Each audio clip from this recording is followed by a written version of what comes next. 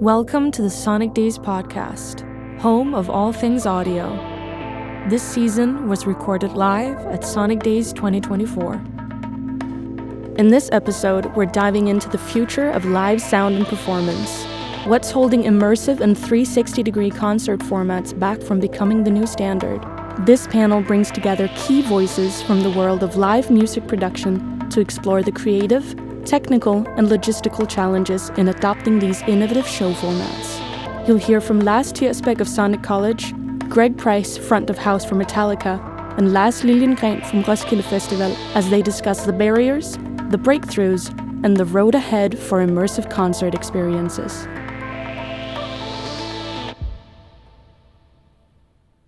We are trying here to have a debate on how we can adapt this into the real world, the concert world, the world of live productions. This is the panel. Mr. Greg Price, front of house at Metallica, and have been working on all sort of different things. Welcome, Greg. Thank you all. Thank you for having me. And Lars from Roskilde Festival, head of production. Welcome to you as well. Thank you, Lars. Yeah. The idea of this panel is that Lars is representing both the promoter booker and festival production side of things. And then we have Greg representing the production and the artist's perspective in this. So we'll see where the barriers is and the gatekeepers is for this. Who is the gatekeeper there in adapting this? And I'm Lars, and I'm moderating this talk. And I'm head of technologies at Sonic College, and I'm also heading this event. We'll start off with this question. What is immersive? It's a buzzword that is being used all over the place. If you're doing VR, AR, AV, something, it's all immersive today. And that's fine. But we could also have said spatial audio, or we could have said enveloping audio, or it's just a word, basically. And the focus here is not on the word, but it's on the experience of sound enveloping the audience. So that's just to try to give you a perspective on that. So this is about the experience of immersive and or enveloping or spatial or whatever audio. So what is an immersive concert experience? Last night we had one down here, an immersive concert played in this room. There's speakers in the ceiling and behind you and all this stuff. So in here we could do a immersive concert experience. It's basically sound formats that goes beyond normal stereo stuff that we do at live events, creating a 3D audio environment that is surrounding the audience. That's the scope of the discussion. That is what we call immersive concerts here. So what technologies is enabling this? As said before, up on the third floor, we have some sponsors that can do different kinds of stuff with their technologies. We have like Adamson doing crazy stuff with their machines. We have L-Acoustic doing great stuff with their machines and technologies. Maya Sound also doing great stuff with their technologies. And D&B also doing great stuff with their technologies. So all these brands doing great technologies that is enabling us to do immersive sound for concerts. Great, that was the overview. Now to the discussion. So, Lars and Greg, I need to hear what are your experience working with and implementing immersive formats. Let's start with you, Greg. My perspective is so singular, and that is that if you come to a show that I'm mixing, everyone in the building, and I don't care where you're sitting, is having the concert of your life. You're hearing sound like you've never ever heard it before. And I don't care if you're in the front row or you're at the very top of the stadium. It's the same experience everywhere. It's immersive in that regard, that you are immersed in the moment with the artist on the stage. Well, from Roskilde side, we share sort of the same perspective that audience is the key. We're there for the audience to do the most perfect audience experience possible. No matter where you are on the site, you may listen to the concert at different levels depending on where you are. But once you have sidelines to a show, you should also have a good hearing experience of the concert. And then what are the challenges in doing surround speakers at a live concert? let's say I want in a big stadium arena to do something. There's some obvious challenges, but what would you say, Greg? What's the main challenge when going to this? Well, the biggest challenge, of course, is expense, because we're talking about a lot of equipment. We're talking about a lot of people helping with the analytics of the system.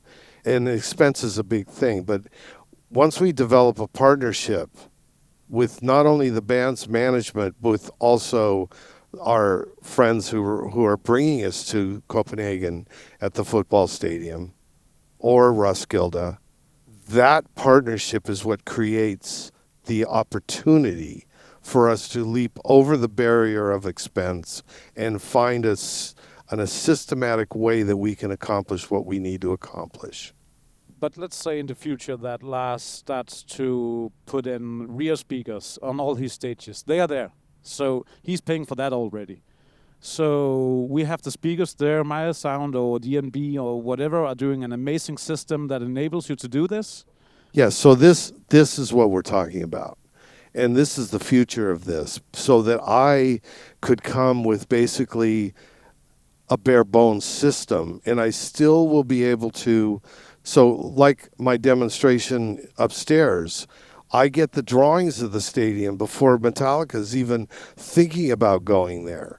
I have the drawings. I'm working with Meyer Sound as to where I want to put them. I'm also working with the promoters in the festivals to lay over my plan. We know way in advance what we're doing.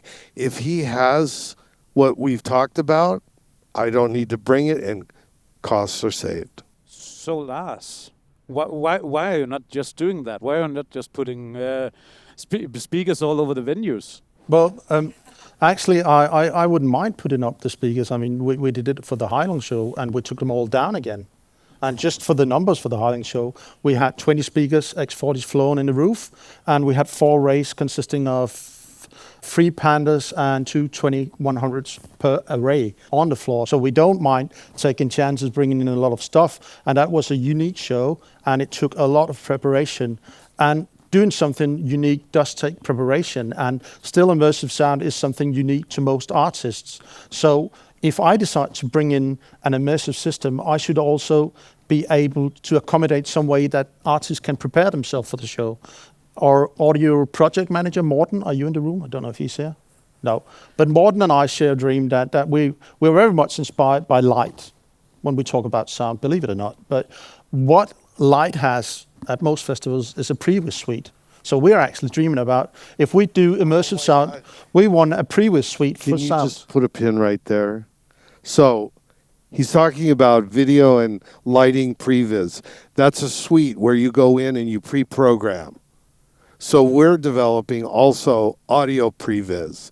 That means that the show's programmer, that's the person that's doing the Ableton tracks, the band's musical director, the monitor engineer, the front of house engineer, and the artist are all in a suite developing their show together, building their show together in a true design sort of community. And it's not just them, it's a communal thing. So that means people from the outside get to come into what's called audio previs to build the next greatest show. But there's another thing here that we were going to talk about. Has anybody been to Hellfest? Do we know what Hellfest is? It's the largest festival in France. Typically 120,000 people every day. They have an installation there that I already know about. It's been doing this for many years. So they have implemented speakers within the festival themselves to pre-do what we're talking about, to save costs so the bands can come from all over the world and play on Hellfest and have an amazing experience. Great. Let's move on to another question.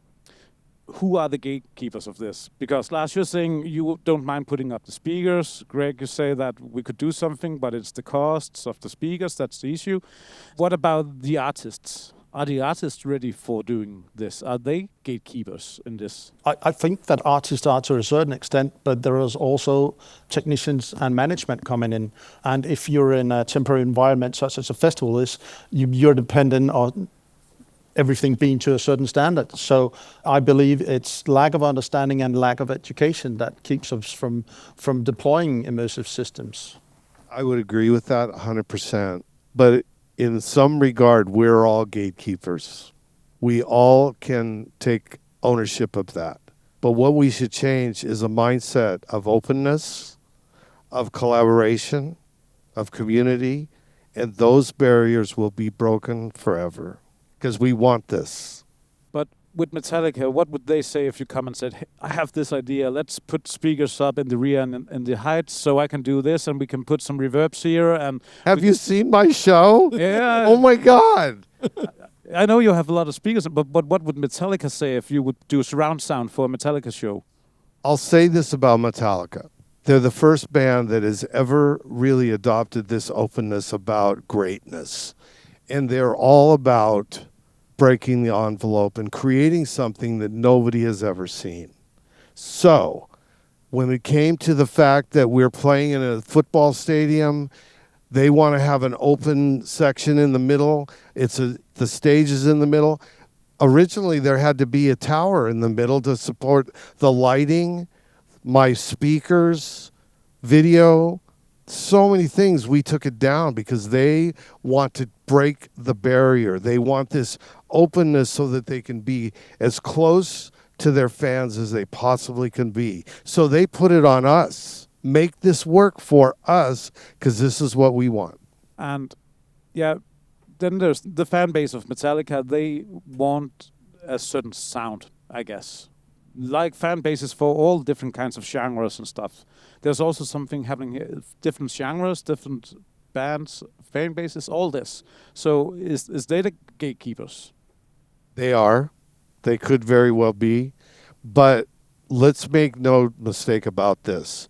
They are part of this process. We all are part of that process. So when I started first working for Metallica, I didn't look for the people that loved my mix. No, I went to the message boards to find the people that didn't like what I was doing, to hear what they had to say about what I was not doing, about what they've been hearing for 30 years. So this is a collaborative thing. I can't touch them, but I went to them to find out how they felt.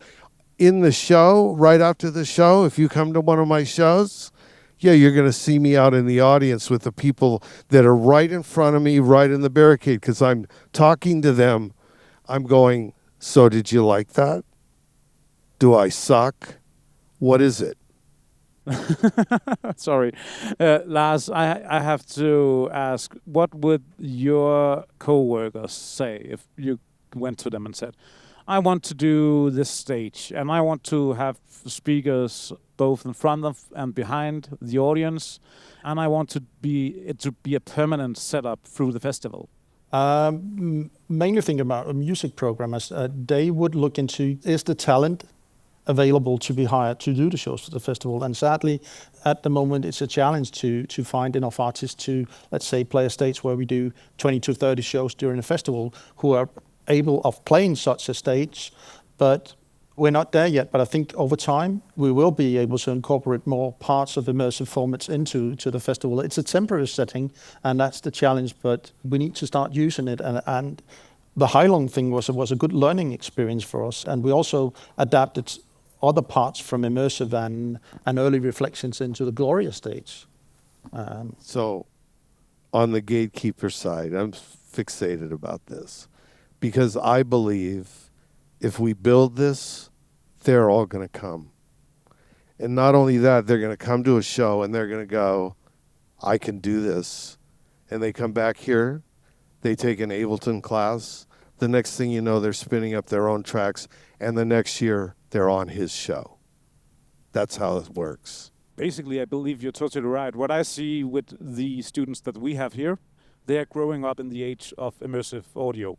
And they just don't have all this knowledge about stereo, and we used to do this and we used to do that. And where is my bus compressor? And yeah, all this stuff. They just want to do audio. So there was two hands. Let me go first, because when I'm in front of somebody that realize I've been mixing for 47 years, okay? So I've mixed on everything from the simplest little analog. The first person that comes up to me and says, I do it this way, and the first thing I'm trying to think about, yes, how do I change that? There are no rules anymore in audio. Your mind is the boundary that's keeping you from changing what you want to do. Yeah, but I think there is one rule, and that's the rule that we should share, is always trying to understand your audience and see it from an audience perspective. Correct. That's why we're there. And I think as long as we work from that rule or point of view, it's easier for us to work together across different functions and in production. Correct. I was just being more specific about music creation, audio, how we build things, how we make a vocal sound the way it's supposed to sound, not in your space. Let's move to the next question. But just a quick comment on the gatekeepers. Yeah. When we prepped for this talk, I told Craig about it, what we did at the festival, because we also want to show and educate a business about all the possibilities in the immersive sound and the Maya Sound product space map. So we actually did attend in the artist village, not accessible for the audience, but accessible for the business, for artists, production, techs, managers, etc. And that was hosted by Maya Sound and Sonic College. And it was actually a tent where you could go in and hear about and experience Space Map Go. So I think that's also one of the platforms that we should use is to keep the conversation and the dialogue going about the possibilities and the technology. Yes, sure. And I was part of that and did that. And looking into the feedback that we got, there was also, and I think this is also an important thing, I was talking with one of the main acts and the audio crew there went into the tent and we were talking and they said, okay, let's face it, audio is like, we have logistics, we have food, and then we have audio, and then there's show and artists and all this up here. But it's not that high prioritized on all acts. There is so much other things going on that prioritizing doing a prep show with immersive audio and all this stuff is just not something that many acts want to do. That was what we saw, but we also saw them finding out, okay, it's not that hard to do actually, because they, as you say, they basically, some of them don't know what it is and think this is this Black Widow stuff. Yeah. So the learning perspective on this, I know you do a lot about getting new talents on board on all this. Could you tell a little bit about that and how we also could do some learning in this? First, to circle back about audio and its place in production and its visibility within lighting and video, of course. But I have always said to my peers that it was time for audio to start waking up and provide that 3D experience that video is giving us. And I think that's what we're talking about right now, because the immersive experience with your show was a game changer. Everybody was talking about it and read about it. There's number one. So that means then audio comes back into the conversation, number one. The learning part of it, what he did at his festival is absolute genius. Every festival should have this, every one of them, because you really need to get your hands on this stuff. You really need to have a place where you can go and be within the confines of your own self and explore what you want to explore. That's essential. And so my little way is I take students who've never mixed before and teach them how to mix. And it's simple. It takes one day, and before you know it, they're mixing. I could do that with everybody in this room, and we would do that, and we would also stand behind your mix and critique your mix, like I've been critiqued over my career. So once you get through that, you're free. You're flying free. It's just wings. You're growing your wings to fly. Then back to the audience experience and to this question about what strategies can help us overcome the resistance to these immersive formats from artists, for example. What can we do to convince that this adds a unique experience to the audience, that we do this? Just my point on this would be that if we go to a great concert hall, listen to music, there will be acoustics and we'll be enveloped, immersed by sound. That's the way a concert hall works. I know it's a different ball game on a festival venue, but still, there's also tents with acoustics. There's also open spaces without acoustics where you could add acoustics. All this, we could add some uniqueness to the experience for the audience. So how do we convince gatekeepers that there's something in this for the audience? Well, basically creating a better audience experience and breaking down the barrier between the performing artist and the crowd. That's what we all aim to do.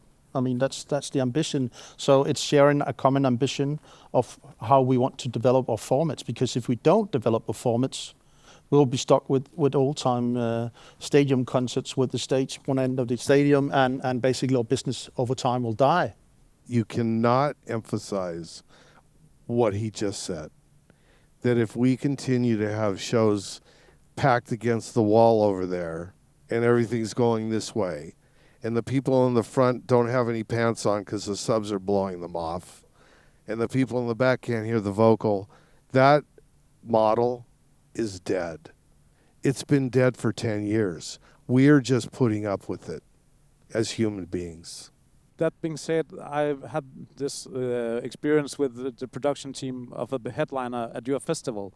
How can we convince them that they should be prepared to do this if they have the chance? We have to be the ones who are up front and be ready to take the chances and sort of show the way, but also have a constant dialogue about what it is we're doing, so that we involve people. And everything from production companies to manufacturers to the audience. But can we do something about, let's say, get some data on this? Or should we do more proof of concepts? I guess the Metallica show you're doing with 360, it's been done before, and there's people doing it over there, and it's great. The connection with the audience is by far better than the old way.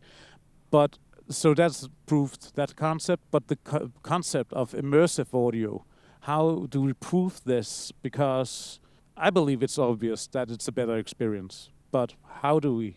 I mean, we're sort of already doing it with Sonic College. The professor, Vicky Folman, did a research at the festival this summer, and it was a field study interviewing audience. What did you experience? Because it's also, you never get that feedback unless you go and talk directly to the audience. What we set out for you to experience, did you actually experience that?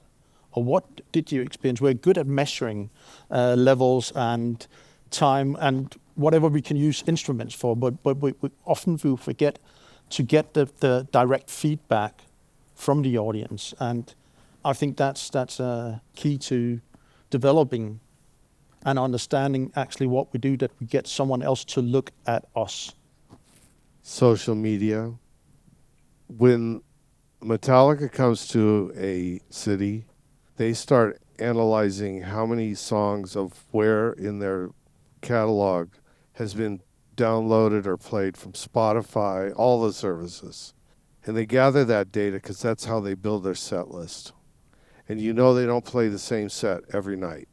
So those songs that are in there come directly from the local people that, if they're fans or people that may not be Metallica fans, those are the songs that they play when they come to town.